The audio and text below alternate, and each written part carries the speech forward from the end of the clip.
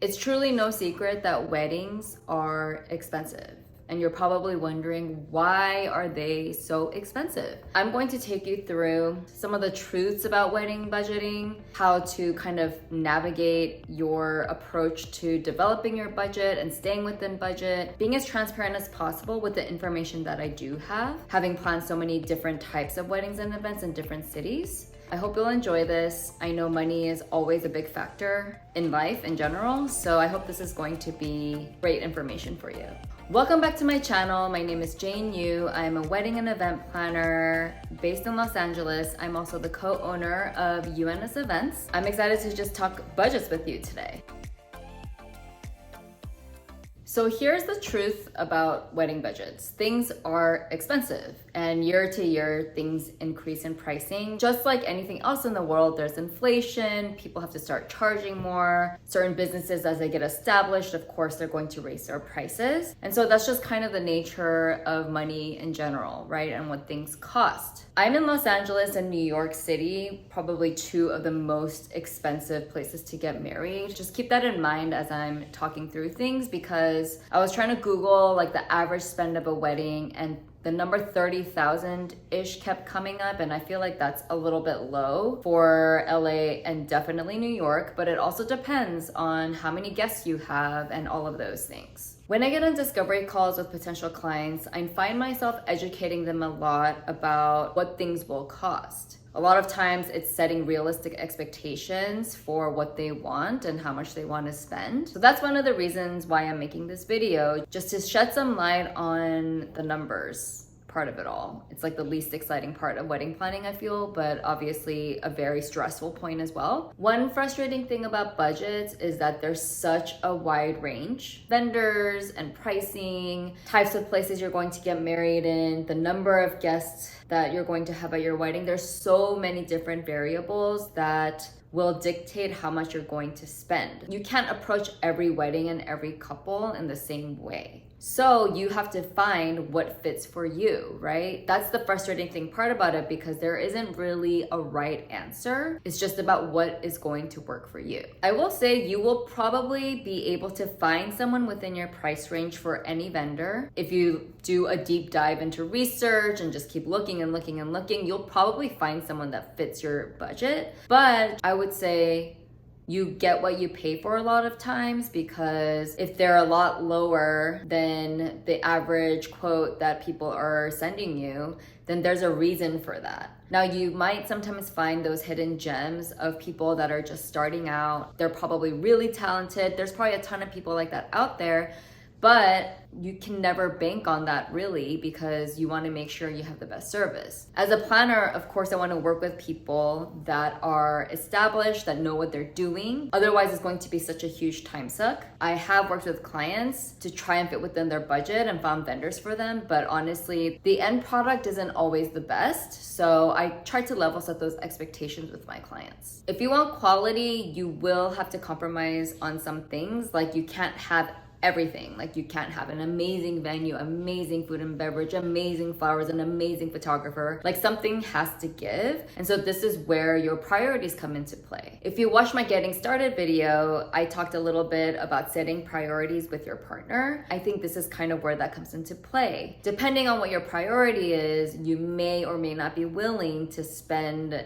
X amount of money on something, but you may be willing to spend more money on something else. That's why it's important to really start talking about your priorities. I've worked on weddings with budgets of 30K or 250K plus, but again, it's really unique to each situation, and I wish there was a simpler answer. You will probably surprise yourself on what you're willing to spend money on at the end of the day. The estimates that come back, the packages that you receive, you may change your mind about certain things and be willing to spend more money. On the flip side, you may be willing to spend less for slightly less quality of something because you figure that's not as important. Or you may cut out certain things altogether because you realize you don't want to spend that money on it, because every little thing really adds up. It's truly okay for things to change as you plan. Just expect that they're going to change. Your budget is going to be a ever-changing document. You're going to make updates as you make payments and get estimates and all of that. So don't be afraid to change numbers, because that is 100% going to happen. Definitely some questions to ask yourself, as I touched upon earlier. What are your priorities? What do you want to spend money on? Just think about that, because as you get everything back, you're going to have to make these decisions. And there's an order in which to book things. So you don't want to take up your entire budget on booking the venue when you have all these other things to book. So that's why it's important to kind of look at the budget as a whole before you book anything, just so you can understand what the costs are. Another thing that I always ask clients is, what do you consider as part of your allocation? So for some, they want to include everything down to the dress, the reception dress, alterations, any gifts that you get for each other or your wedding party or your parents, welcome bags, etc. Some people don't care about including attire or accessories as part of their budget. They just want to make sure to have the actual day happen. What does that cost? So it's important to kind of know like what buckets of money you might have, because maybe your parents are giving you money, you're allocating an X amount for something. And so you want to know what's actually part of your budget and then go from there. The budget breakdown isn't quite as clear cut as I would like it to be. I did some numbers crunching with some of the past weddings I've worked on. They all had different scenarios with different budget ranges. So for instance, there's a wedding that was 140 people or so, that was at a completely raw space where I had to bring everything in. And then there was another venue where it was run by a catering company. And so venue, F&B, and rentals were all kind of part of one estimate. And so I did a little bit of comparing with a few different weddings that I've done, and this is the data that I've sort of compiled. I have realized that for the venue, food and beverage, and rentals meaning anything from furniture, tables and chairs, linens, tabletop items, even kitchen rentals if you need those. I would say all of those things, which is like a bulk of what you need for the actual wedding, I would say it should be no more than 50 to 60% of your full budget. Actually, I should be clear, this doesn't quite include your attire. I would say if it includes your attire, then probably about 50%, but attire is something that ranges very, very greatly. So I would just kind of leave that off to the side.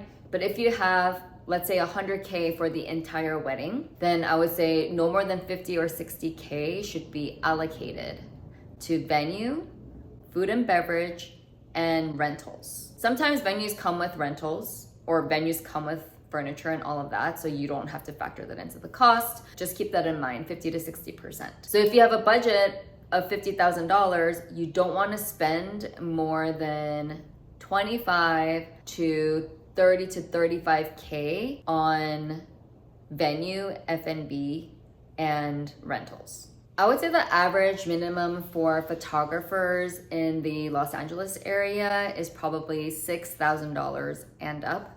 And I say average minimum. There's definitely ones that charge well over that, and there are some that charge maybe in the 3, 4, 5K range. That's what I would allocate if you want a quality photographer. For video, it really ranges. There's a lot of studios that do both, so you can get a package deal. If it were me, one of the things that I would compromise is video. That's just my 2 cents. For photography, you obviously want photos from your wedding and of people that were at your wedding, so I consider that to be a general priority for everybody. Floral design, minimum of 5K to just have some type of ceremony arrangements, your personal flowers like bouquets for you and your bridesmaids, the boutonnieres for groomsmen, and fathers. Just that alone is probably going to be $1,000 to $1,500.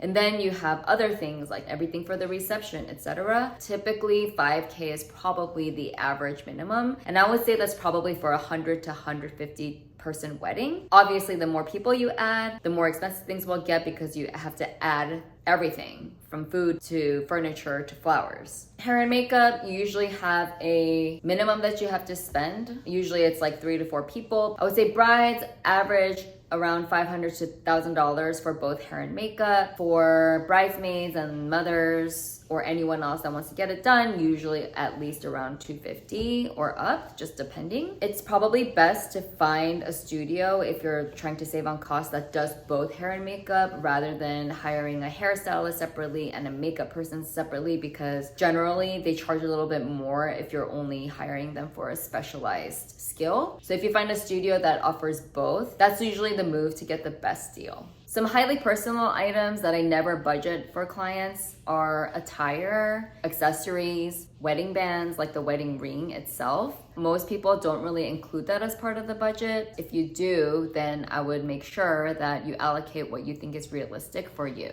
One last thing is, will you be getting gifts for each other? Will you be getting gifts for your parents or for your wedding party? Do you want this to be a part of the budget, or is it going to be completely separate? That's something I would consider as well. All right, I decided to stop budgeting part 1 right here because I felt like it was getting a little bit long and I just wanted to still be easily digestible and I didn't want you to get too bored. So I'm stopping it right here, but the next video will be about some budgeting tips, some things you can compromise on, or things that I recommend that you can compromise on if you're on a tight budget.